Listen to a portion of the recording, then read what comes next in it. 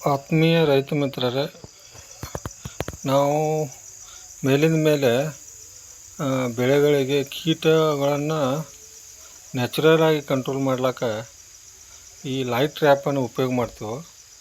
ಈ light trap ಒಳಗೆ ಏನು ಭಾಳಷ್ಟು ಏನು ಅಂತ ದೊಡ್ಡ ಸಾಹಸ ಮಾಡುವ ಅವಶ್ಯಕತೆ ಇಲ್ಲ. ನೀವು ತೋಟದಲ್ಲಿದ್ದರೆ ತೋಟದ ಮನೆ ಹೊರಗಡೆ ಒಂದು ಲೈಟನ್ನು ಬಿಟ್ಟು ಅದರೊಳಗೆ ಒಂದು ಬಕೆಟ್ ಇಟ್ಟರೆ, ಆ ಬಕೆಟ್ದಲ್ಲಿ ನೀರು ಹಾಕಿರಿ. ನೀರು ಹಾಕಿ ಒಂದು ಸ್ವಲ್ಪ ನಿಮ್ಮದು ಯಾವುದೋ ಮೋಟ್ರ್ ಸೈಕಲ್ ಸುಟ್ಟ ಆಯಿಲ್ ಆಗಲಿ, ಅಥವಾ ನಿಮ್ಮ ಮನೆ ಒಳಗಿನ ಗಾಣದ ಎಣ್ಣೆ ಆಗಲಿ, ಅಥವಾ ಬೇರೆ ಒಟ್ಟು ಆಯಿಲ್ ಚಲೋ ಆಯಿಲರೇ ಆಗಲಿ, ಅದ್ರೊಳಗೆ ಒಂದು 10 ml ಆಯಿಲ್ ಹಾಕಿರಿ. ಆಮೇಲೆ ಒಂದು ಸ್ವಲ್ಪ ಸಾಬೂನು ಪುಡಿ ಹಾಕಿರಿ. ಒಂದು ಚಮಚೆ ಹಾಕಿ ಕಲಿಸಿ ಇಟ್ಬಿಟ್ರೆ, ಇದನ್ನು ಒಮ್ಮೆ ಇಟ್ಟರೆ ನೀವು ಮಿನಿಮಮ್ ಅದು ಬಿಸಿಲಿತ್ತಂದ್ರೆ ಒಂದು 15 ತಿಂಗಳ ತನಕ ಅದರೊಳಗೆ ನೀರು ಕಡಿಮೆ ಆಗೋದಿಲ್ಲ ಬಿಸಿಲಿಗೆ. ಮತ್ತು ಈಗ ಒಟ್ಟು 2 ದಿವಸ ಆಯಿತು ನಮ್ಮ ಇಲ್ಲಿ ತೆಂಗಿನ ಗಿಡ ಅದು ಅದಾವೆ. ತೆಂಗಿನ ಗಿಡ, ಆಮೇಲೆ ನಿಂಬೆ ಗಿಡ, ಮಾವಿನ ಗಿಡ, ಇಲ್ಲೇ ನುಗ್ಗೆ ಪ್ಲಾಟೂ ಐತೆ. ಅದಕ್ಕೆ ತೆಂಗಿನ ಗಿಡಕ್ಕೆ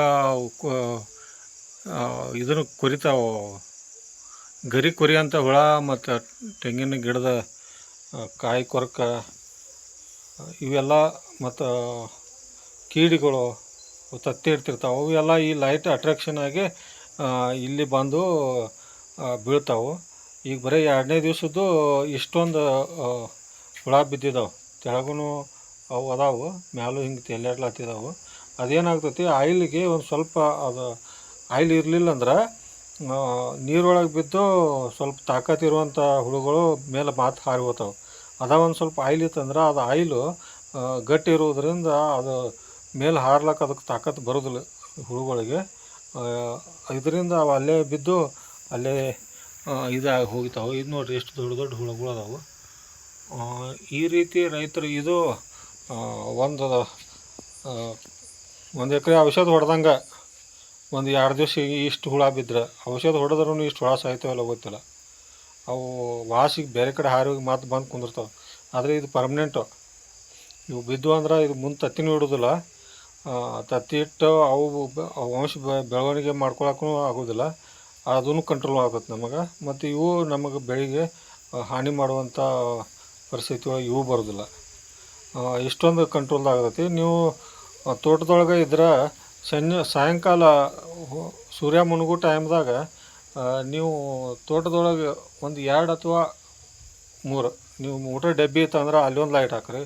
ಆಮೇಲೆ ಮನೆ ಮುಂದೆ ಒಂದು ಲೈಟ್ ಹಾಕಿರಿ. ಎಲ್ಲೇ ನೀವು ಒಂದು 2-3 ಲೈಟ್ ನಿಮ್ಮ ತೋಟದೊಳಗೆ ಹಾಕಿದ್ರೆ ಭಾಳಷ್ಟು ಇದರಿಂದ ಕಂಟ್ರೋಲ್ ಆಗ್ತೈತಿ. ಮತ್ತು ನೀವು ಮುಂದೆ ಅದರೊಳಗೆ ಸಣ್ಣ ಬೆಳೆ ಮಾಡ್ತಿದ್ರೆ, ಅಥವಾ ತೋಟಗಾರಿಕೆ ಬೆಳೆ ಮಾಡ್ತಿದ್ರೆ, ಫ್ಲವರಿಂಗ್ ಸ್ಟೇಜ್ ಅಥವಾ ಇನ್ನೂ ಗ್ರೋತ್ ಸ್ಟೇಜ್ದಾಗಿತ್ತಂದ್ರೆ ನೀವು ಸ್ಟಿಕ್ಕಿ ಟ್ರ್ಯಾಪ್ ಯೂಸ್ ಮಾಡ್ಬೋದು. ಅದಕ್ಕೂ ಅಂಟಿಕೊಂಡು ಬಂದ್ರೆ ಅದು ಭಾಳಷ್ಟು ಕಂಟ್ರೋಲ್ ಆಗ್ತೈತಿ.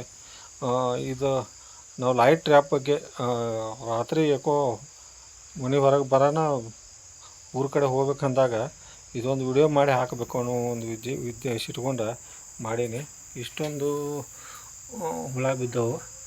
ಇದನ್ನು ಮತ್ತು ನಾಳೆ ತೆಗೆದು ಹೊಸ ಫ್ರೆಶ್ ಇದನ್ನು ಮಾಡಿರ್ತೀವಿ, ನೀರು ಹಾಕಿ ಆಯಿಲ್ ಹಾಕಿರ್ತೀವಿ. ರೈತರು ಇದು ವಿಡಿಯೋ ತಮಗೆ ಇಷ್ಟ ಆಗಿತ್ತು ಅಥವಾ ಇದರಿಂದ ಅನುಕೂಲ ಆಗಿತ್ತು ಅಂದ್ರೆ ನೀವು ನನ್ನ ಚಾನಲನ್ನು ಸಬ್ಸ್ಕ್ರೈಬ್ ಮಾಡಿರಿ ಮತ್ತು ಬೇರೆ ರೈತರಿಗೆ ಈ ವಿಡಿಯೋ ಕಳಿಸ್ರಿ. ನಮಸ್ಕಾರ.